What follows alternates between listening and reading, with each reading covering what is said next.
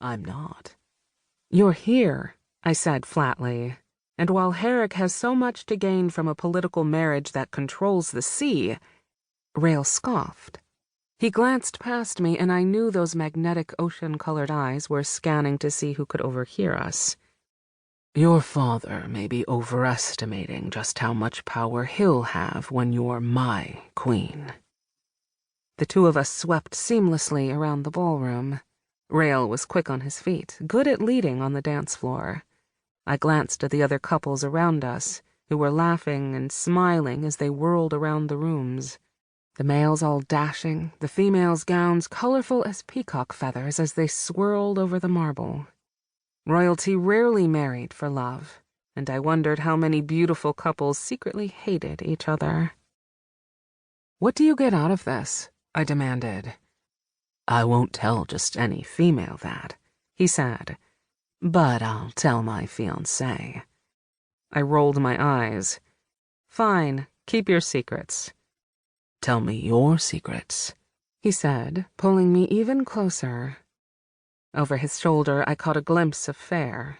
Despite the horned fae nibbling his ear, I was sure his proximity was no accident. Rael's breath felt like a caress when he whispered, "Tell me what you really want." My lips twisted, my gaze still on Faer. "I'm not going to tell you my secrets. I wouldn't even tell you my to-do list." "Very well," he said. "Then I'll guess." His voice was low in my ear, and his breath against the shell of my ear sent a strange shiver through my body. "Guess away," I murmured. "Even the blindest of squirrels runs across a nut on occasion. Perhaps this is your lucky day." "I think you would like to marry the fall princes," he whispered, and tension seared through my body. "Both of them." His hand caressed my hip, and he murmured, "Relax, I'm not angry." "Oh?" "I can share." He nipped my earlobe with his teeth, and I pulled away so fast I might have tripped into the person behind me, except Rael reeled me close again. "You're a madman, Rael," I whispered. "My father, Herrick, would see us both dead instead of married if he knew Rael was willing to help me on my quest for the throne, and true love. I wasn't sure which I needed more, to save my people from Herrick or to save myself." "Perhaps." A smile played at the corner of his lips. "I'm also your best chance of getting everything you want, Summer Queen." I pulled away, staring at him. "Perhaps we should discuss plans simply and honestly, so I can decide if I'm interested or not." "You and I are not on simple and honest terms," he told me. That was certainly true. He would remember that when we had our engagement ceremony, which was planned for just a few months from now. I had no plans of being married anytime soon. The music faltered, then switched into the next tune.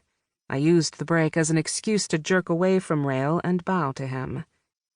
"You're too stubborn for sense," he told me. "I'll come to you tonight. We can swim in the sea and talk." I laughed at that. "I'm not going into your territory." "I come into yours." He gestured with his hand around the room. "This isn't my territory. It's Herrick's." "Then show me yours." He stepped subtly closer to me, his face intense. "Let me into your world. Let me know you as you truly are. That's all I desire." I shook my head. "I'm not going to pretend you and I can have some pleasant time together when you're trying to force yourself on me. If you want my attention, Rael, you'll have to change your approach."